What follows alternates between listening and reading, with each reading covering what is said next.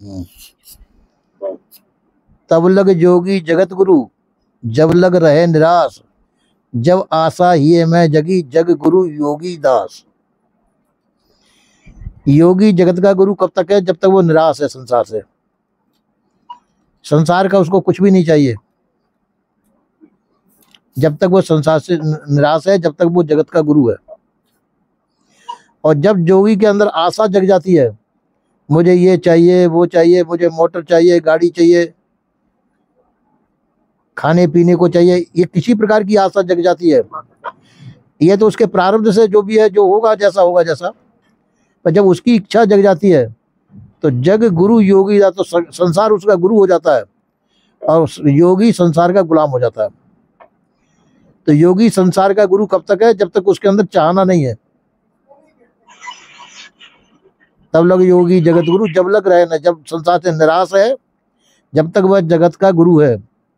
और जब उसके अंदर आशा जग जाती है तो संसार गुरु हो जाता है और योगी संसार का गुलाम हो जाता है। क्योंकि संसार से मांगने लग जाता है वो, मुझे ये चाहिए, वह चाहिए। संसार पूर्ति करता है, संसार पूर्ति नहीं कर पाता, किसी की भी इच्छा की पूर्ति कोई नहीं कर पाता है। तो जोगी मांगने लग जाता है, तो मांगने से साधु मांगने से भिखारी बन जाता है, जबकि साधु को भिखारी नहीं होना चाहिए।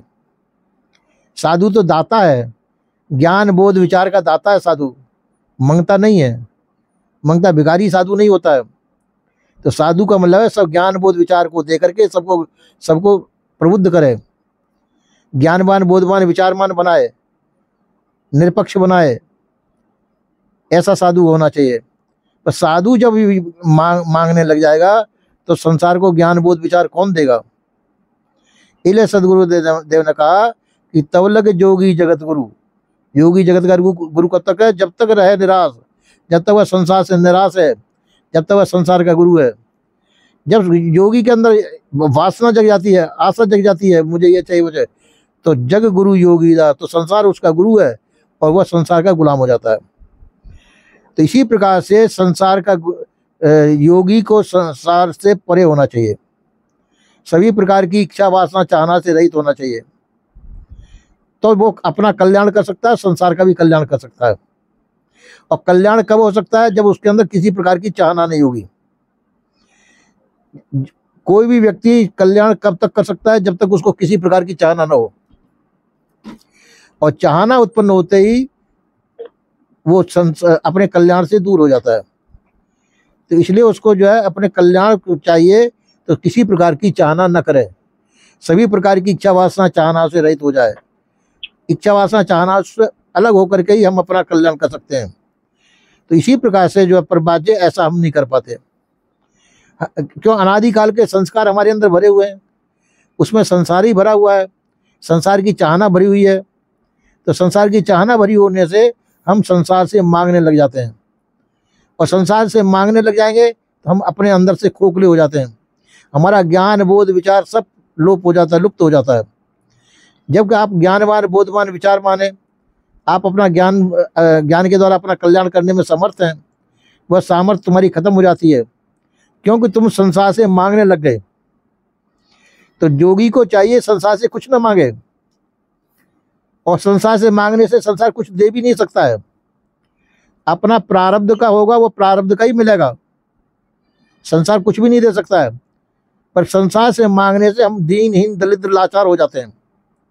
तो दीनता हीनता लाचारी को खत्म करना है तो हमको मांगना छोड़ देना चाहिए, किसी प्रकार की इच्छा वासना चाहना नहीं रखनी चाहिए, और अपने अंदर अचाह हो जाना चाहिए। जब जोगी अपने अंदर अचाह हो जाता है, साधु अपने अंदर अचाह हो जाता है, सभी चाहना से रहित हो जाता है, तो अपने स्वतंत्र पद पर स्थित हो जाता है। क्योंकि साधु का पद स्वतंत्र है, सभी प्रकार की लाचारी से रहित है। साधु लाचार नहीं होता है, साधु सामर्थ्यवान होता है, क्योंकि उसको कुछ भी नहीं चाहिए। जिसको कुछ भी नहीं चाहिए संसार से, तो वह जो है, जिसको संसार से कुछ भी नहीं चाहिए, तो वह सभी बंधनों से रहित होता है। तो हमको भी चाहिए सभी बंधनों से रहित होने के लिए संसार की चाहना से रहित हो जाएं, किसी प्रकार से चाहना न रखें। पर बाजी हम नाना प्रकार की चाहनाओं को संसार में बसाए हुए हैं अपने अंदर, अपने अंदर चाहना बसाए हुए होने के नाते से जगह जगह हम बंध जाते हैं। संसार की इच्छाएं, अपने संबंधियों की इच्छाएं और नाना प्रकार की इच्छाएं हमारे अंदर बसी हुई हैं, उन इच्छाओं में बंद करके हम संसार के गुलाम हो जाते हैं। संसार की गुलामी छोड़नी है तो सभी प्रकार की इच्छा वासना चाहना से रहित होकर हम स्वतंत्र स्वाधीन हो सकते हैं, और वह स्वतंत्र स्वाधीनता ही निर्बंध पद है और अपना निर्बंध पद में स्थित हो सकते हैं। ऐसा सदगुरु श्री कबीर साहब का कहना है। बोले श्री सदगुरुदेव की जय।